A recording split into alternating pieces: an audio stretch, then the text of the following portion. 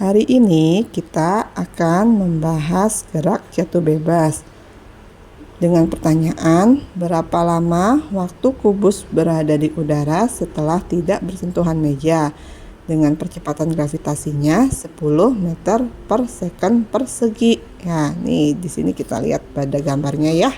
Tuh, ada kubus bergerak ya, mendatar hingga akhirnya kubus tersebut mengalami gerak jatuh bebas ya, turun ke bawah. Nah, kita bisa tahu nih ketinggian mejanya 1 meter ya.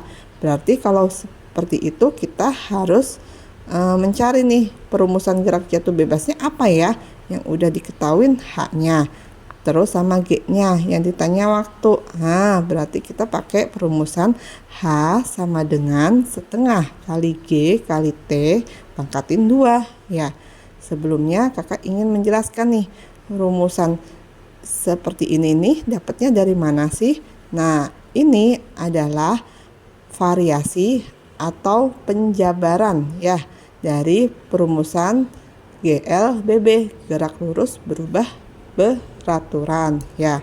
Dimana kita ambil salah satu rumusnya yaitu S sama dengan V0 kali T plus minus setengah kali A kali T pangkat 2 gitu ya. Lah kok pakai rumus GLBB yang ini? Iya, karena S ini kan berarti jarak.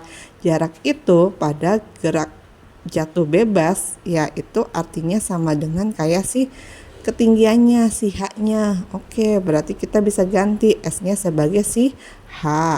Nah, sama dengan V0. V0 itu adalah kecepatan di awal. Nah, kita lihat nih ya, kubus ini bergerak mendatar. Terus sampai di ujung meja dia mengalami perubahan nih gitu kan. Jadi jatuh bebas. Nah, perubahan yang terjadi ini ya, si kubus itu mengalami berhenti sesaat gitu. Nah, berhenti sesaat berarti tandanya kecepatannya jadinya 0. Oke, berarti V0-nya 0 gitu ya. 0 dikali T gitu kan. Terus plus minus setengah gitu kan kali A-nya ini. Nah, A kan artinya percepatan ya. Percepatan apa sih yang dipakai untuk gerak jatuh bebas? Otomatis percepatan gravitasi, si G-nya. Berarti A-nya kita bisa ganti si G-nya ya. G kali T-nya itu adalah waktunya ya, tetap ya. Nah, terus habis itu bagaimana? Nah, udah gitu. H sama dengan 0 kali T ya 0 ya. Jadinya plus minus setengah kali G kali T pangkat 2. Nah, udah sama ya rumusnya jadi ini ya. Terus plus minusnya ini artinya apa? Nah, gini. Di saat plus berarti gerakan bendanya itu sama searah dengan gravitasinya gitu ya. Nah, berarti kalau seandainya minus berarti si bendanya berlawanan gerakannya sama si gravitasi itu ya. Berarti ke atas gitu ya, karena ini pas barengan ke bawah berarti searah sama si gravitasi ya. Berarti kayak gitu ya. Oh ya, sudah mengerti ya. Nah, terus gimana? Habis itu ya udah substitusi aja deh ya.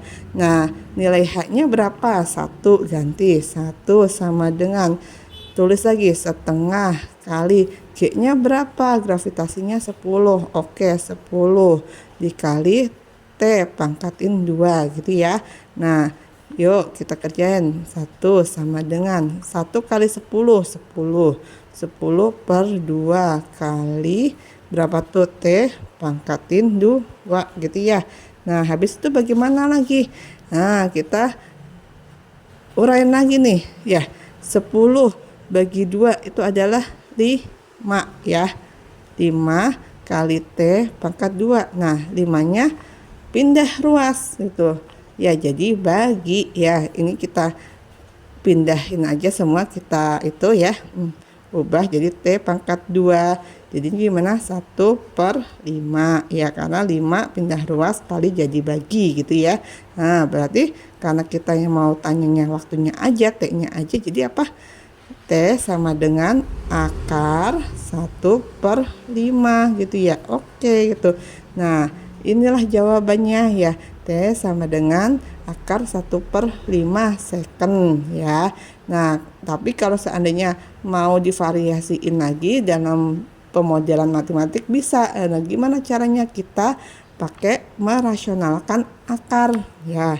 Jadi gimana nih? Sama dengan, jadi kita pisah dulu nih akarnya, akar 1 akar 5 gitu ya. Kita rasionalkan langsung, rasionalkan akar kali akar 5 per akar 5. Lah kok kenapa kali akar 5 per akar 5? Karena penyebutnya akar 5 gitu ya.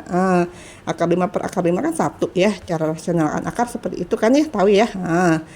Jadi T sama dengan apa? Akar 1 kali akar 5 jadinya akar 5 ya. Per akar 5 kali akar 5, akarnya hilang jadi 5 gitu ya. Kayak gitu. Atau bisa ya juga kita bilang akar 5 kali akar 5 kan berarti 5 kali 5 25, akar 25 ya 5 gitu ya. Berarti T-nya bisa dibilang jadinya apa? T-nya 1/5 akar 5 deh gitu ya. Kalau mau dimodelkan nih biar kelihatan lebih cantik, lebih cakep lagi ya. Sebenarnya jawaban seperti ini pun juga udah bisa, udah benar ya. T sama dengan akar 1/5 gitu ya. Tapi biar enak dilihatnya, kadang kan kalau dalam persoalan apalagi pilihan ganda ya, bisa aja bentuknya seperti ini gitu ya. Jadi kalian jangan lupa gitu kan, hubungkan dengan konsepnya pengoperasian matematika, yaitu apa? Rasionalkan akar. Nah ketemu deh hasilnya 1/5 akar 5. Nah sudah cukup ya, mudah, gampang. Oke.